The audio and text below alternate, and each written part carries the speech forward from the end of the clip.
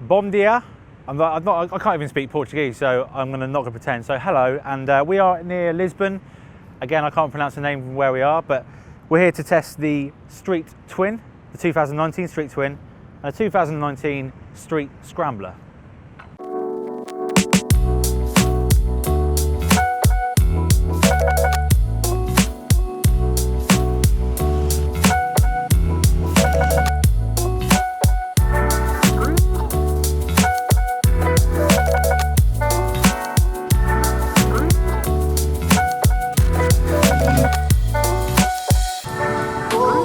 Check out my old school gloves. Found them in my dad's loft. I think they must be like 30, 40 years old.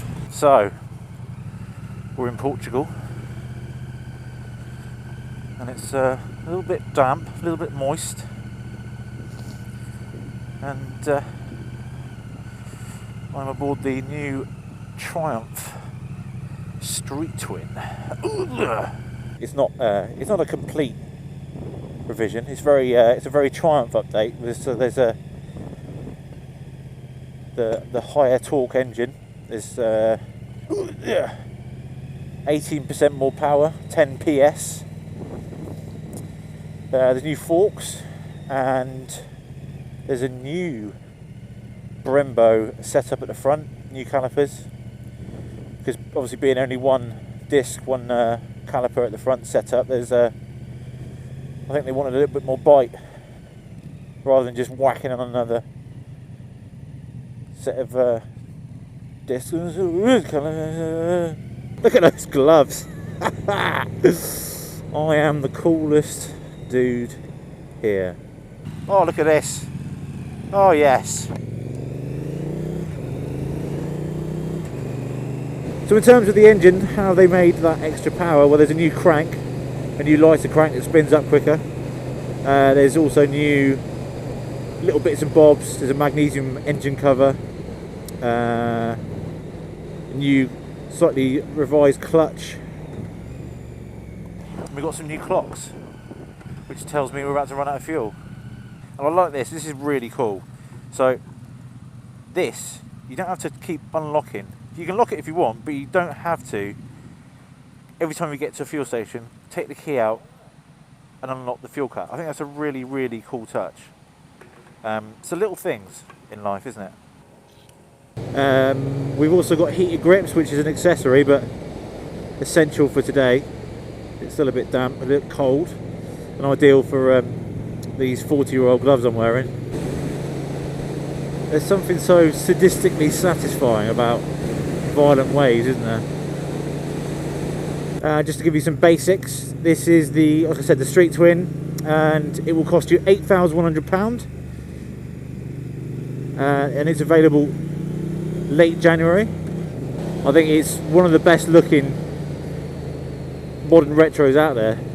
And let's face it, you know, a lot of these bikes, particularly the sort of smaller retros, modern classics, they're all, you know, no one's really going to give a damn how it rides. As long as it looks good and has decent spec, then people will love it.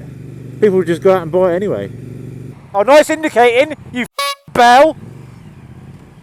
And before we delve too deep into the dynamics of the thing, it's above all else, it sounds incredible. I mean, I don't know, similar to Ducati, some Ducati models. How Triumph have got this through Euro 4, exceeding Euro 4 in all departments, with a sound like this. It's just it's a really, really nice, distinctive cacophony of British metal going up and down and banging and popping and sucking and squeezing. I think it just feels more premium, a bit more sprightly, better to respond, much nicer throttle response. I think it was crying out for better brakes. I don't think it was crying out for better brakes, but of course, you know, it's not a light bike, is it? So I guess some owners wanted a bit more bite, a bit more power. And even on these sort of greasy roads and shitty surfaces, the suspension definitely feels a bit more premium. I think that and the motor, I think the whole package is a little bit more executive. Yeah, the old bike would protest under these bumps, and like I said, it's not a light bike. Where the weight is, it's quite low down, which doesn't help with sort of weight transfer, and it didn't particularly like weight transfer. They call me trendy Wendy, with the hardest gloves in Lisbon. They're just perfect, aren't they? I mean, they'd offer absolutely, well, apart from the metal, offer absolutely nothing in terms of protection. I think my dad used to wear these racing when he was a nipper. Oh, that feels so sexual. Oh yeah. And like I said, with the weight as low as it is, it's never going to feel sexy over big bumps and swells and these sort of potted roads. But the forks have made a big difference, I think. It sort of slowed everything down a bit, and it's more manageable and copes with that weight transfer a bit better. It's another thing I've noticed on these sort of tight, twisty bits. I mean, there's so much engine braking. You don't have to rely on the brakes too much, unless you're on a hot one, unless you're chasing lap records. You don't really need to grab a massive amount of lever. Loving the new clocks, gotta say. Got MPG here, and if we toggle through the I button here, MPG 190 miles is your fuel range. That is a clock, which is wrong. It's not 4 o'clock. RPM, always handy. Odometer, trip 1, trip 2, and back to live MPG again. Yeah, nice new clocks. Rather functional and snazzy. Got to say, all the switchgear, Triumph, it's very basic and it probably looks a bit cheap sometimes, but I think they've done a really good job recently with switchgear, just making it easy. And obviously today's society of electronics and gizmos and all sorts, it's always nice to have something basic. Well, for me anyway.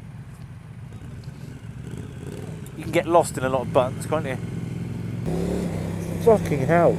She just lit up then. Just as you're about to jizz, a finger up the bum by a man, or kiss a man on the mouth while you jizz in a lady. Oh, finger up the bum, definitely. Quick coffee stop. Had a meat croquette. Oh, sorry mate. Meat croquette, and about to head out on some dry roads. Life's good.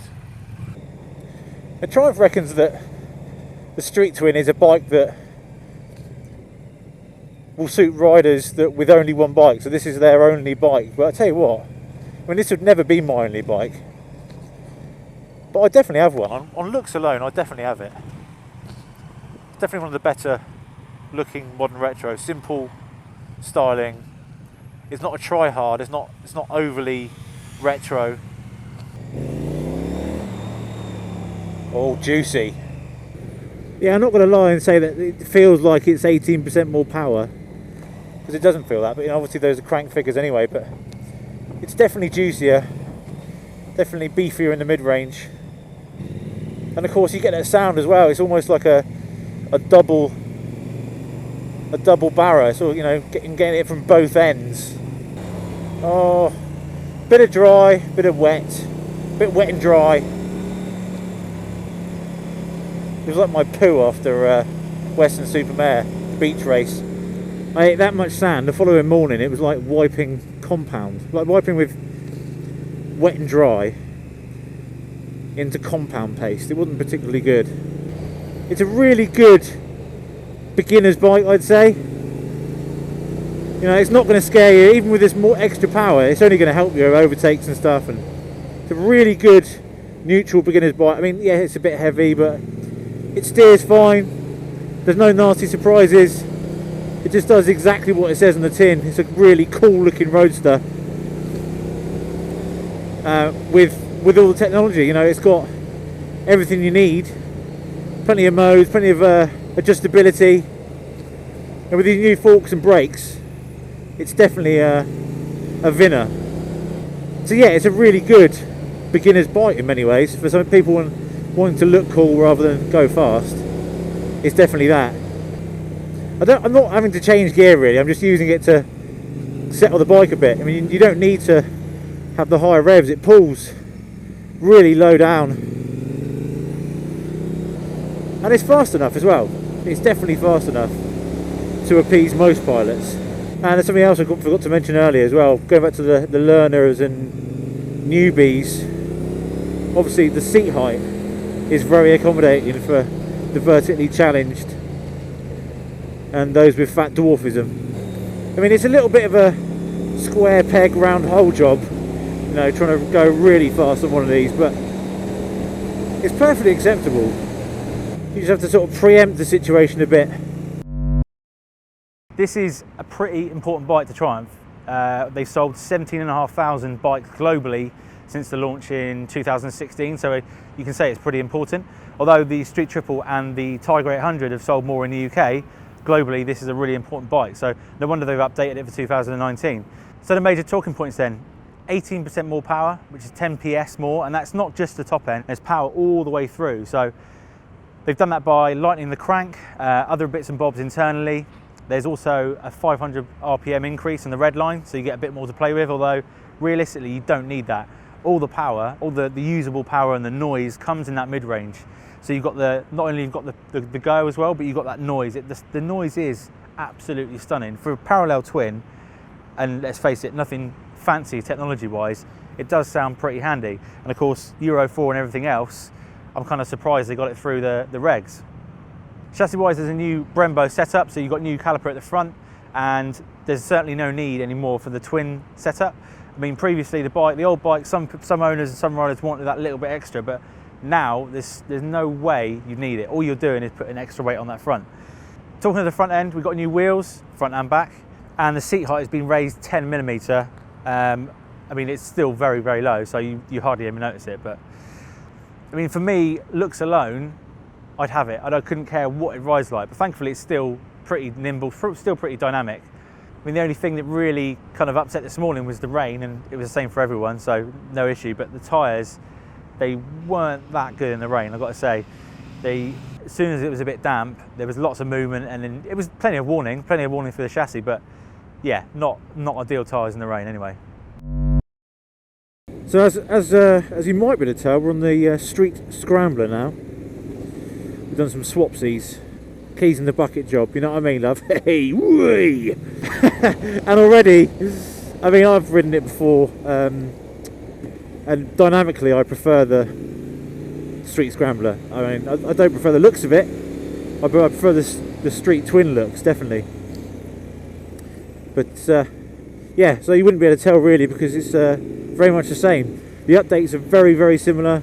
You've got 18% more power, blah, blah, blah, blah, blah. Same brakes, different forks, but the same fork upgrade, so you get new cartridge forks, although the forks are slightly different, they're set apart wider.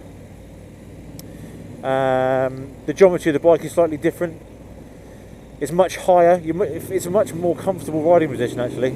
I'm already in love with it. It's much more accommodating, it sort of brings you into it, and after all, it's for the ride, isn't it?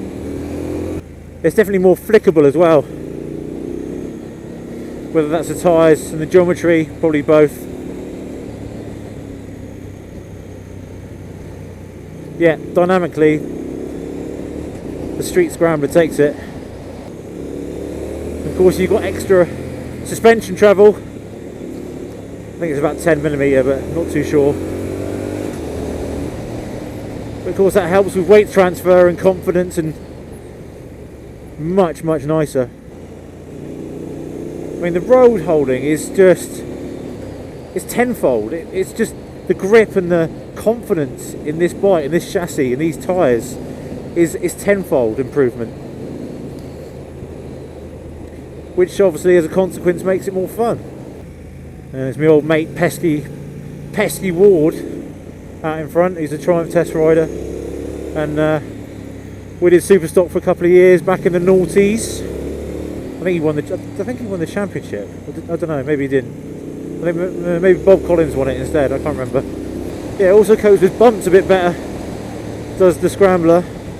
That extra height and the suspension travel definitely helps. Now, strangely, the Scrambler is 6 kilos heavier, but it feels lighter. I mean, I say that feels lighter. It feels lighter dynamically, chassis wise. It's more flickable, it's more fluid. But then again, you can tell the engine, it just feels a little bit more muted by that extra weight. It's so easy to ride, it's almost autopilot. The throttle is just buttery smooth. The clutch is super light, like one finger, just light. Wet, but light, you get me. So there's another thing that's worth pointing out is the gearbox. It's I'll have to double check with the tech guys later on, but I'm sure it feels much smoother, more positive, less clunky. So that's another positive. That's another positive. In fact, I don't know. There's little to bemoan about the bike, really. No, other than subjective bits and bobs, and the tyres on the Street Twin, but there's very little to moan about. Mind you, my bum's a bit sore. Maybe that was to do with last night and not the bike, I don't know.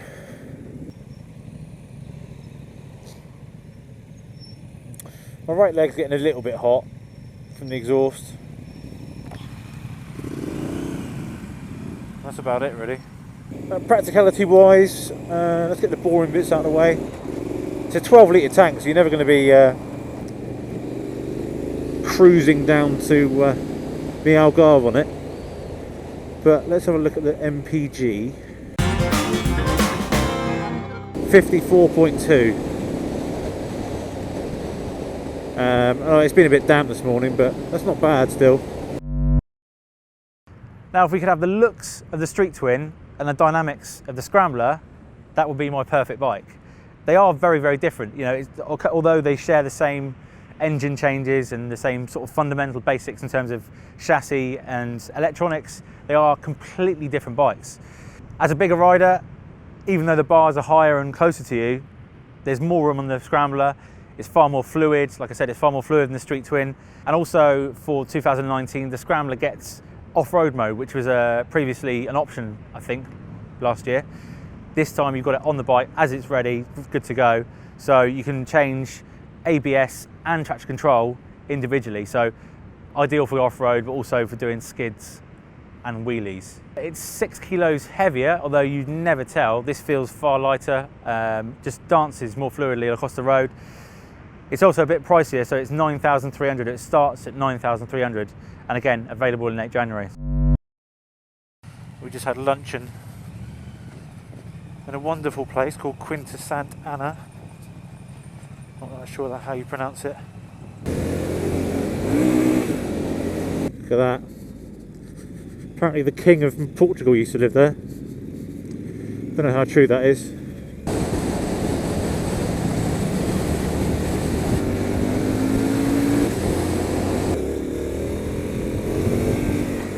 Oh yeah, she's still wheelies, Oh yeah.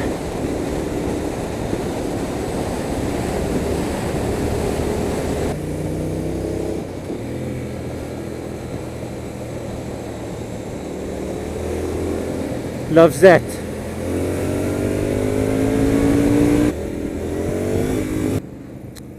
Oh, I do like to be beside the seaside. Oh, I do like to be beside the sea.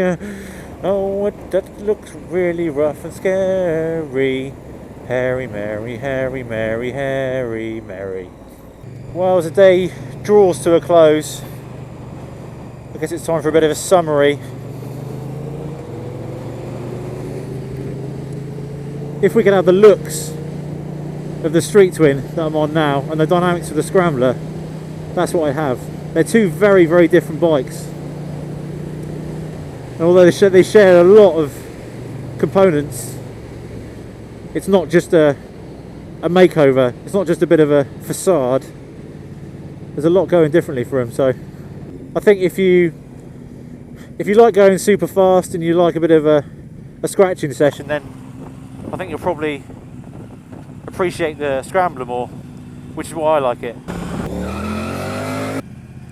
Well, as we come up to the end of the day, well, that's it. End it there, and survived another one.